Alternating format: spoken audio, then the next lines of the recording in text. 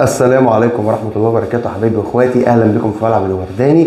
النادي الاهلي بيتعادل مع شباب بلوزداد الجزائري بنتيجة 0-0. كلاكيت تاني مرة نفس التعادل برضو قدام شباب بلوزداد الجزائري في القاهرة. مصطفى شوبير النهارده رجل المباراة وكسب الرهان، هو وامام جريندايزر امام عاشور، وطاهر محمد طاهر مش موجود، وانطوني مودست بيتمشى في الشانزليزيه، واكرم توفيق اتظلم بتعليمات من المدير الفني النادي الاهلي مارسيل كولر اللي هو محدد هو عاوز ايه من بدايه المباراه.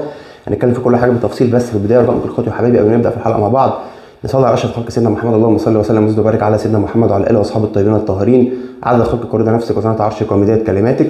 ويا ريت الوالدي بالرحمه والمغفره، اللهم ارحم ابي رحمه واسعه واغفر له واجعل مرض شفيع الله يوم القيامه، اللهم نور قبره واجعله روضه من رياض الجنه، اللهم اسكن الفردوس الاعلى مع النبيين والصديقين والشهداء والصالحين، وحسن اولئك رفيقا وموتى المسلمين اجمعين. ربنا يحسن خاتماتنا جميعا، ربنا يحفظ اخواتنا في فلسطين وينصرهم ويزيل هذا الكرب والبلاء الغاشم الضعيف، امين يا رب العالمين. وما تنساش اخوك فضلا وليس امرا اللايك والشير وتعمل اشتراك في القناه وتفعل زر الجرس عشان يوصلك كل جديد بنزله. احنا مكملين بفضل الله وبدعمكم المستمر لينا، ونبدا بسم الله. زي ما قلت مارسيل كولر نازل ومحدد هو عاوز ايه، بيلعب على الزون ديفنس والتكتل الدفاعي والهجمه المرتده.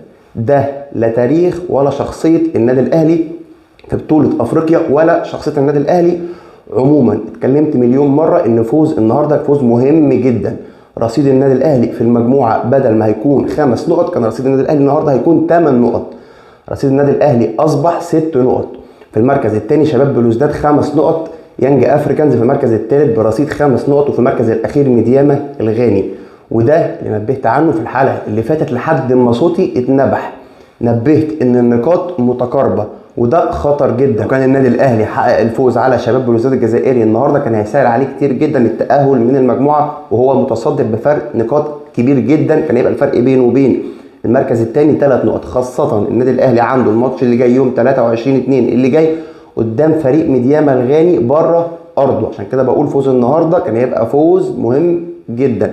واتكلمت الحلقه اللي فاتت لما صوتي اتنبح عن اهم العوامل عشان يقدر النادي الاهلي يحقق الفوز، اهمهم التكتيك والتشكيله الصح من البدايه، وده دور المدير الفني مارسيل كولر. بدا اصلا بتشكيله غريبه جدا في نص الملعب. ازاي في نص الملعب مع مروان عطيه وامام عاشور ابدا باكرم توفيق؟ بتلعب اكرم توفيق على اساس يعني لما محمد هاني يطلع هو يغطي مكانه؟ طبعا ده غلط.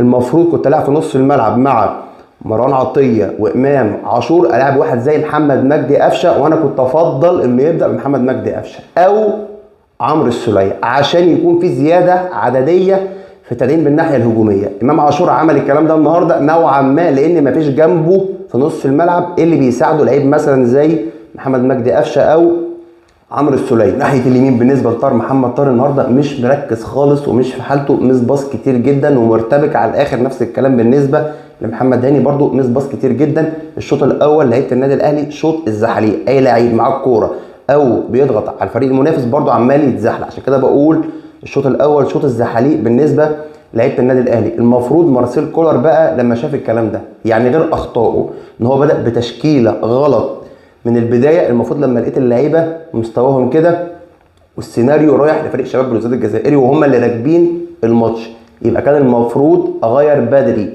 وده برضو اللي اتكلمنا عنه ونبهنا عليه الحلقه اللي فاتت، عمليه الروتيشن اللي هي علاقه بالتغييرات. اغير بدري.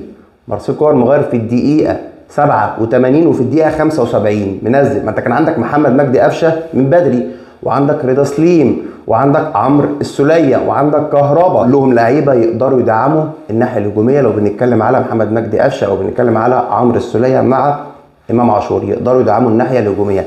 كنا هنشوف اختراقات من العمق مش بس من امام عاشور طبعا لوحده مش كفايه، اختراقات من العمق، اسيستات، نفس الكلام الجبهه اليمين والجبهه الشمال، مش عرضيات، ما شفناش تسديدات من بره ال 18 او من جوه ال 18، ما شفناش خطوره حقيقيه لفريق النادي الاهلي النهارده. والسبب في الكلام ده مارسيل كولر.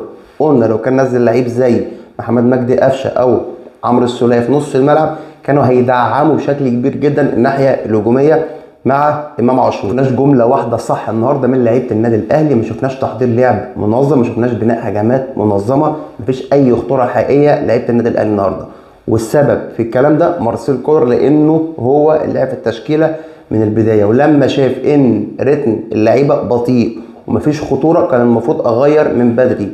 وانزل رضا سليم بدري مثلا. مش بس رضا سليم، مع ان حسين الشحات النهارده ما كانش وحش وكان عامل شغل ناحيه الشمال وبينزل من العمق، بس برضه بدون خطوره حقيقيه. حسين الشحات لوحده مش كفايه، مفيش اللي في نص الملعب مع امام عاشور اللي يربط معاه. نفس الكلام بالنسبه لطاهر محمد طاهر، وبنفس الكلام بالنسبه لانطوني مودست. انطوني مودست اللي هو المفروض مهاجم محطه، بينزل عشان يفتح مساحات مع الوينجين عشان يدعم الناحيه الهجوميه ويدربك خطوط الدفاع. ما شفناش انطوني مودست بيعمل اي حاجه من الكلام ده النهارده. كمان بالنسبه لناحيه اليمين طاهر محمد طاهر اللي هو اصلا ما بيلعبش وينج يمين، بيلعب وينج شمال.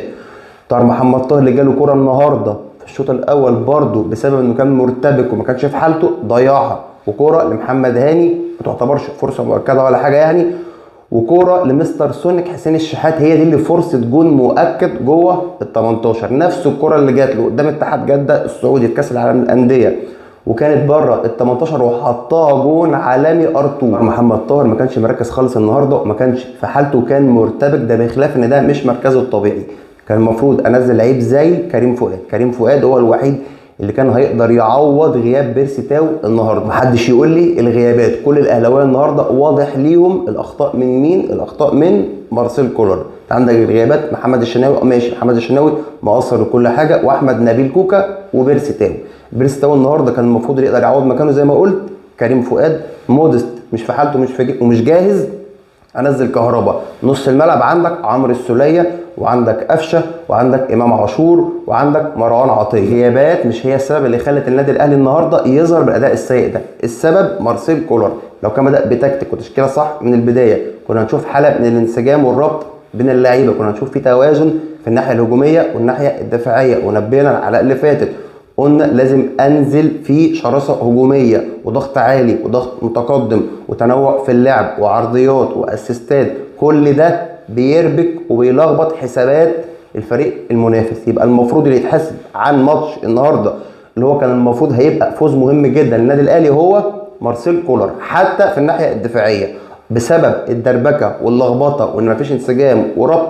شفنا مساحات كتير جدا وفدادين قدر يستغلها الفريق المنافس، ده غير اللخبطه والدربكه والميس باص من لعيبه النادي الاهلي. ربنا ستر النهارده فريق شباب بلوزداد الجزائري مضيع 3 أو 4 اهداف مؤكدين. عشان كده بقول اللي بجد يستحق رجل المباراه النهارده في لعيبه النادي الاهلي هو مصطفى شوبير. مصطفى شوبير الحارس الواعد اللي قدر يكسب الرهان. مصطفى شوبير اللي حمى عرين النادي الاهلي من ان يدخل مرمى 3 أو 4 اهداف مؤكدين. رجل المباراه النهارده في لعيبه النادي الاهلي هو مصطفى شوبير مع امام جريندايزر امام عاشور، والمسؤول عن الاداء السيء اللي ظهر بيه النادي الاهلي النهارده والاخفاق هو المدير الفني النادي الاهلي مارسيل كولر. وباذن الله الجاي افضل النادي الاهلي.